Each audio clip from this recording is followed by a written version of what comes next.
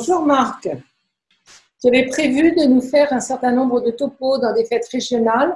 Le confinement fait que ces fêtes n'auront pas lieu, mais on va pouvoir bénéficier de cet enregistrement visio pour effectivement entendre ce que tu as à nous dire. Eh bien, écoute, je te passe la parole.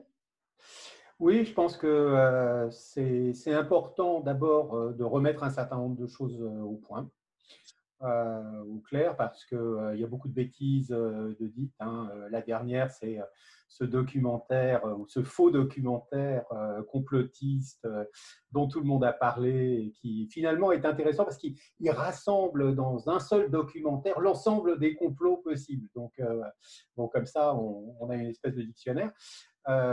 Donc, ça vaut le coup de revenir sur un certain nombre de choses. Et puis, ça vaut le coup de voir effectivement ce que le Covid nous révèle, parce que c'est un énorme révélateur du système capitaliste et de l'incapacité du capitalisme de résister à ce genre d'attaques qui vont se multiplier de façon incontournable.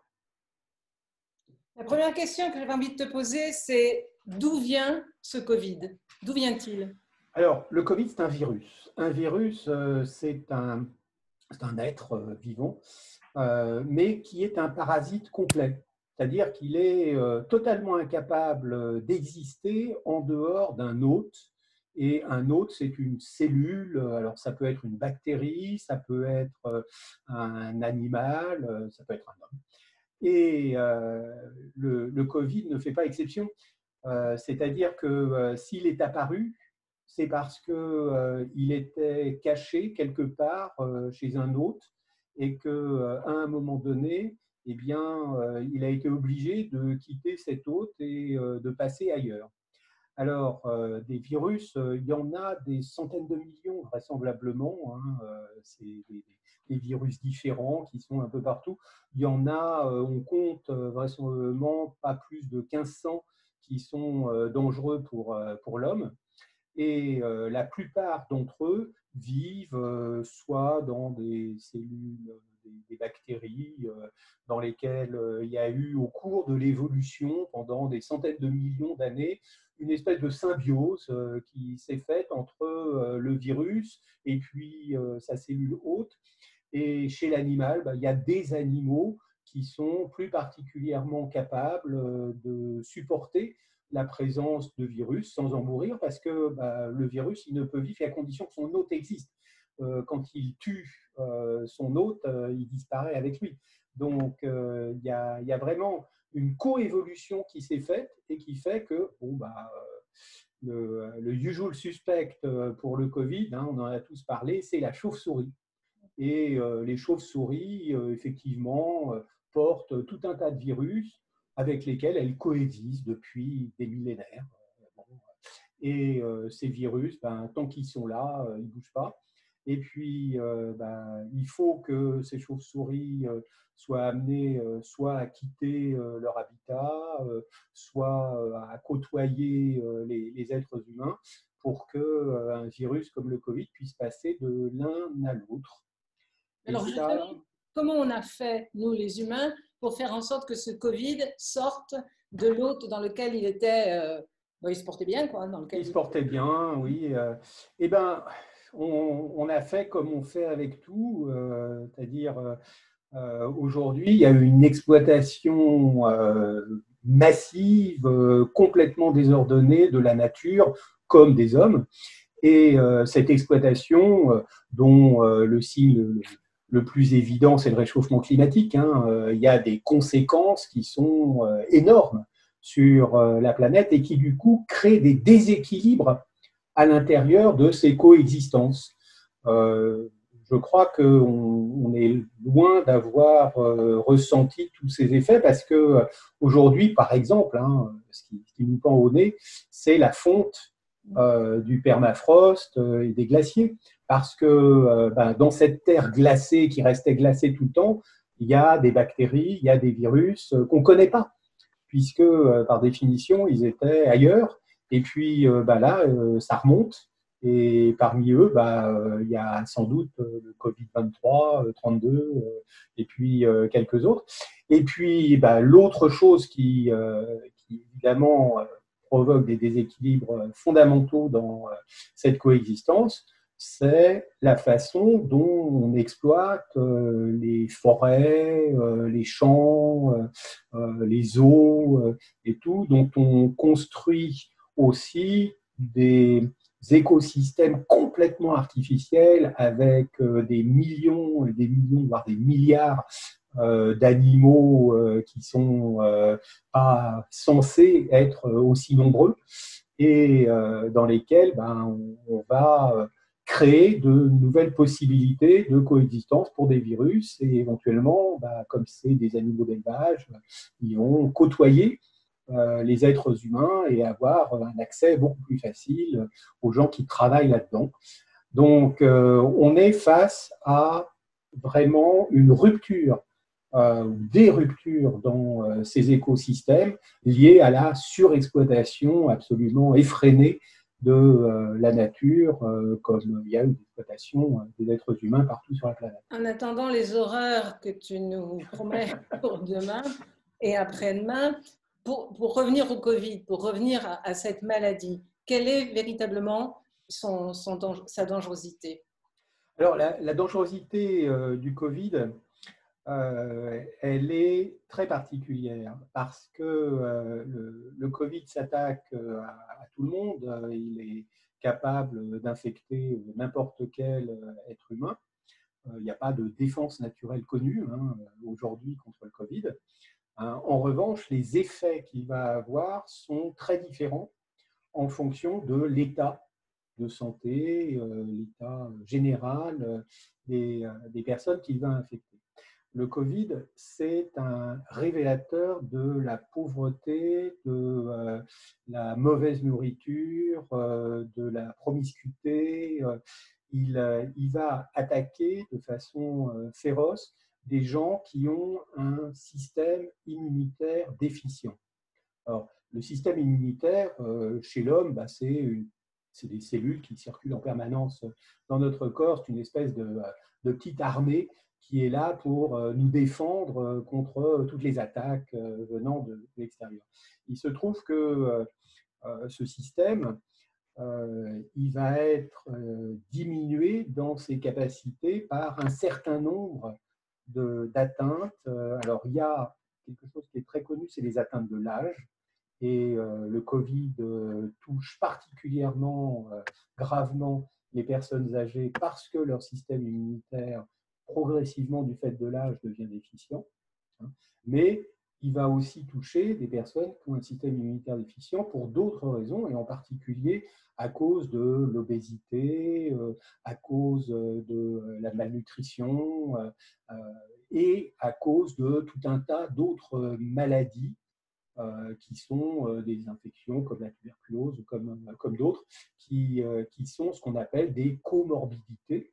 Mais ces comorbidités, elles sont vraiment révélatrices du fait que le Covid va être capable de faire des dégâts particulièrement importants lorsque les êtres humains sont eux-mêmes déjà attaqués par d'autres atteintes. Mais avant d'en arriver au vaccin, il y a quand même quelque chose qu'on se pose, c'est comment penses-tu qu'on aurait pu s'opposer à la pandémie, enfin que cette épidémie devienne une pandémie, et si la prochaine arrive, qu'est-ce qu'on pourrait faire justement pour éviter cette propagation à l'échelle planétaire? Alors aujourd'hui, on sait, comme on le sait depuis des centaines d'années, que la façon de s'opposer à un virus de ce genre, qui se transmet d'un être humain à un autre être humain, parce que c'est ça, une pandémie, c'est le moment où ça n'est plus les chauves-souris qui nous transmettent le virus, c'est les êtres humains infectés qui vont en infecter d'autres, et c'est d'éviter qu'il y ait ces rencontres. Et donc, le terme même de quarantaine vient de là. C'était des virus, c'était des bactéries, c'était tout ce qu'on voulait, mais c'était le moment où un bateau arrivait avec des malades dessus, et pour que ça n'infecte pas la population sur Terre, dans le port, et puis derrière, on le laissait sur l'eau, et puis on empêchait tout contact. Et la façon de bloquer le déplacement des virus, c'est de bloquer le déplacement des êtres humains. Et donc, après, bon, les distances, les machins, etc., ça, c'est une fois que le virus est partout, hein, on fait en sorte que les gens s'éloignent les uns des autres tant qu'ils peuvent. Hein, mais la première chose, c'est vraiment d'enfermer. On a des exemples bon, dans la littérature, hein, le hussard sur le toit avec le choléra, bon, c'était le même principe, hein, sauf que il mettait des soldats autour et puis on tirait sur les gens qui essayaient de passer. Bon, là, ça ne s'est pas passé comme ça. Mais le fait est que le moyen d'empêcher un virus de passer, c'est ça. Le temps qu'on trouve d'autres moyens. Il y a eu des recherches, évidemment, sur des médicaments qui pourraient s'opposer à telle ou telle chose. Hein, la fameuse hydroxychloroquine, avec des résultats négatifs. Ce qui ne veut pas dire que ça n'était pas possible d'en trouver, mais ça veut dire que c'est un coup de bol qu'on n'a pas eu et qui est extrêmement rare dans ce genre de situation où un médicament qui a été développé pour tout à fait autre chose va servir pour s'opposer à la propagation du virus en agissant. Alors, ces médicaments, on les cherche parce qu'on se dit que ça peut agir par exemple, sur les cibles du virus. J'ai dit que l'épine reconnaissait certaines entrées sur les cellules. Ces entrées, bah, si on arrive à les bloquer, hein, c'est des entrées très étroites, si on arrive à les bloquer avec un médicament particulier, on peut avoir une action sur l'infection, mais là, on ne l'a pas trouvé. On n'est pas proche d'un médicament spécifique, donc si je comprends bien, du Covid. En revanche, tu as commencé à nous parler tout à l'heure des vaccins. Pourquoi ? Le vaccin, c'est typiquement la réponse qu'on peut apporter à une infection virale. Un virus, comme je l'ai dit, c'est un parasite complet, donc on ne peut pas l'attaquer comme on attaque les bactéries en s'opposant au fait qu'il prolifère, puisqu'il va proliférer dans des cellules. Donc on ne peut pas faire en sorte que nos cellules disparaissent, parce qu'à ce moment-là, on va tuer les malades. Donc, il faut s'y opposer autrement, et s'y opposer autrement, ben, on a ces anticorps du système immunitaire qui, lorsqu'ils sont bien ciblés, ont la possibilité vraiment presque matériellement de se coller contre les virus et de l'empêcher complètement d'agir et donc le faire disparaître. Bien. Et ces anticorps produits par le système immunitaire, on peut en stimuler la production. Pour en stimuler la production, on va injecter chez les gens des petites parties du virus ou du virus tué, ou enfin quelque chose qui va entraîner une réponse, une réaction ciblée sur une partie du virus qu'on veut faire cibler par les anticorps. Et à ce moment-là, de façon technique, le système immunitaire va simplement commencer à produire ces anticorps et les libérer dans la circulation. Et c'était des moyens de s'opposer au virus qu'on connaît depuis longtemps. On les applique depuis plus de 200 ans maintenant. Hein, on en connaît les mécanismes depuis quelques dizaines d'années, début du XXe siècle, en gros, un petit peu après. Hein, on a su qu'existaient des virus uniquement à partir de 1930. Hein. Avant ça, on ne savait pas exactement ce que c'était. La grippe espagnole, par exemple, qui était un virus terrible, on ne savait pas précisément ce que c'était. Il a fallu ensuite qu'on remette les pendules à l'heure pour expliquer que c'était effectivement un virus. Mais le principe de la vaccination, oui, il date du XVIIIe siècle avec Jenner, et puis ensuite Pasteur et d'autres. Ça a été ce mécanisme de stimulation des réponses qui existent naturellement. Sauf qu'il faut que ces réponses, elles soient bien ciblées, qu'elles soient efficaces, et puis qu'elles n'aillent pas entraîner des effets secondaires. C'est-à-dire que le grand principe pour une vaccination, c'est que ce soit efficace et en même temps sûr, qu'il n'y ait pas de problème de sécurité. Et c'est quelque chose qui pose effectivement des problèmes. Là, tu pars directement dans des choses qui nous intéressent au premier chef en ce moment. On en entend parler. Il y a la semaine dernière celui de Pfizer, cette semaine, etc. etc.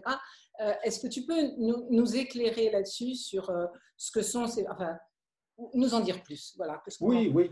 Alors, là, je dirais que ça a été en même temps le bon côté de la force du système capitaliste qui effectivement a des moyens, a développé des moyens, des technologies extraordinaires qui permettent des réponses extrêmement rapides à des problèmes d'une difficulté vraiment énorme. Hein. Et puis en même temps, on va en voir les limites parce que il y a aussi les contraintes exercées par le système. La beauté technologique, c'est que lorsque le virus est apparu, en gros fin décembre en Chine, à Wuhan, il a fallu moins de 15 jours pour que les scientifiques sachent à qui ils s'attaquaient. Moins de 15 jours. Et qu'ils le sachent d'une façon très précise. C'est-à-dire qu'en 15 jours, on a connu son matériel génétique. On a été capable de le déchiffrer. Et à partir de là, on a donné des armes pour comprendre comment on pouvait s'y attaquer. Lorsque je parle des protéines, d'épines du virus, en réalité, on les connaît depuis le début de l'année 2020. Donc, on savait très, très, très vite, grâce à la science, à la technologie, à tous ces développements, on a su extrêmement vite comment il fallait s'y attaquer.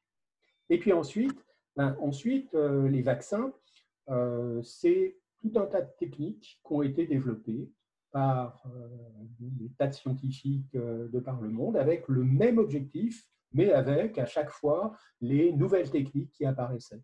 Donc, au début, Jenner, on prélevait il y a plus de 200 ans, il prélevait simplement du pus dans des bubons chez la vache qui avait une maladie qui se rapprochait de la variole, qui s'appelle la vaccine, comme ça qu'on a la vaccination, et puis il injectait ça avec des problèmes de sécurité qui n'étaient pas vraiment bénins.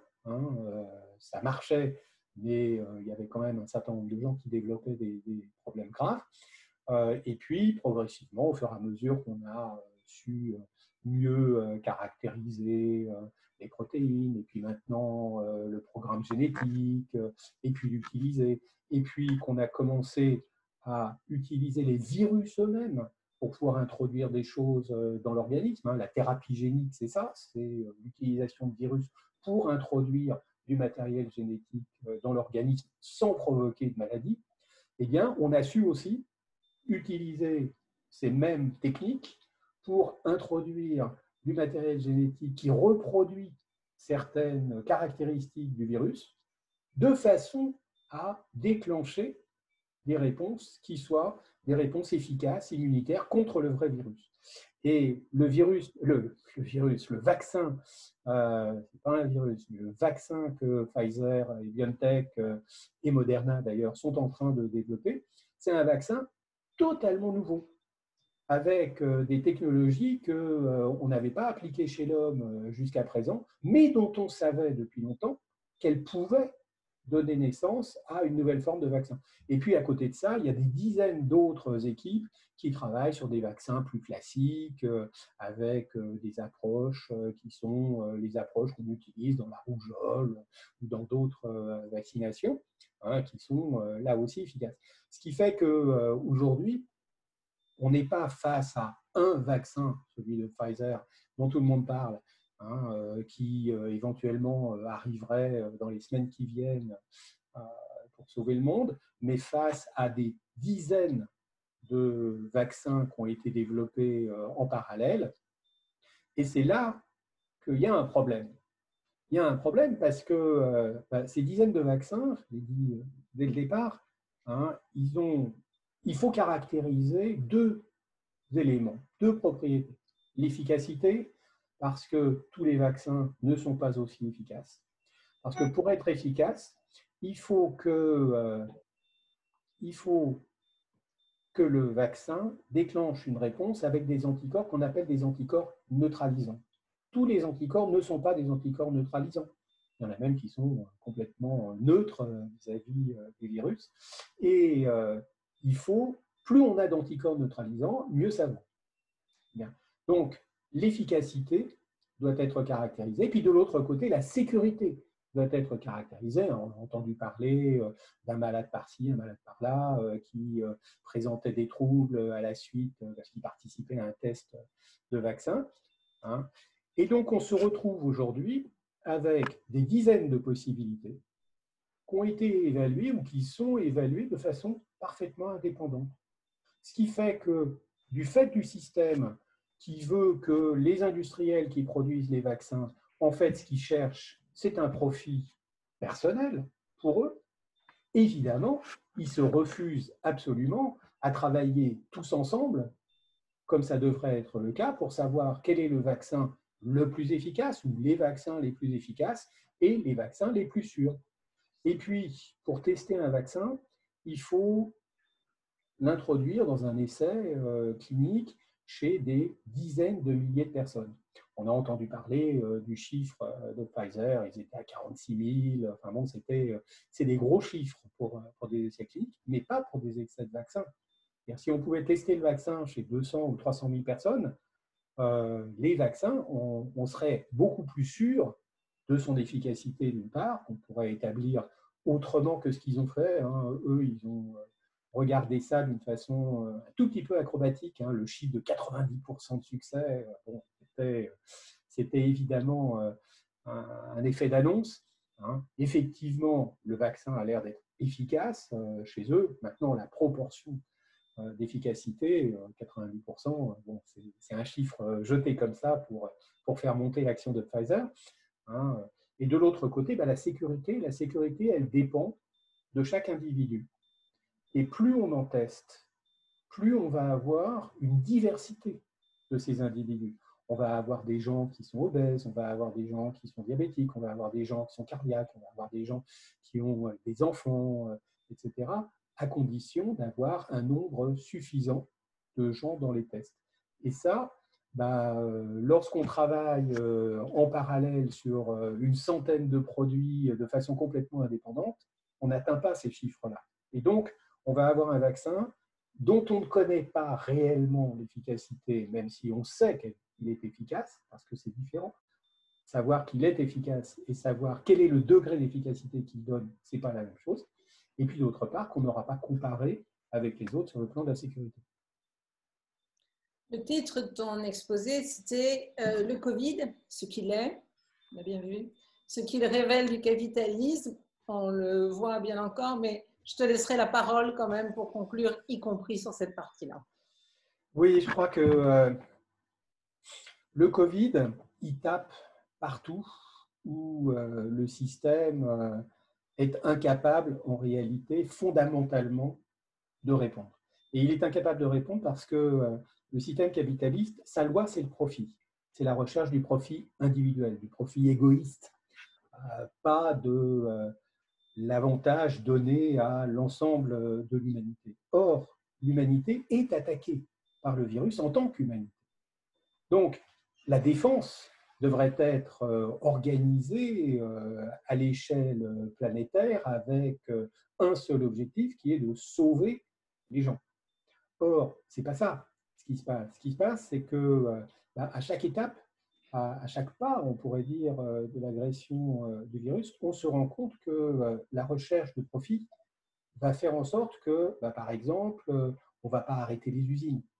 On ne va pas arrêter les usines alors qu'il faudrait soit les arrêter, soit changer complètement les modes de fonctionnement pour que les gens ne risquent plus de se contaminer en étant côte à côte. Sauf que ça voudrait dire ralentir les cadences, écarter les ouvriers sur les chaînes, etc., qu'ils ne peuvent pas faire de façon simplement parce que c'est contraire à leur mode de fonctionnement. Mais à leur mode de fonctionnement et à leur objectif. Et d'une façon encore plus générale, on voit qu'ils prétendent depuis des dizaines d'années maintenant, avoir construit des structures qui permettent d'avoir une réponse cohérente, commune, etc. L'Organisation mondiale de la santé, par exemple, l'ONU, etc.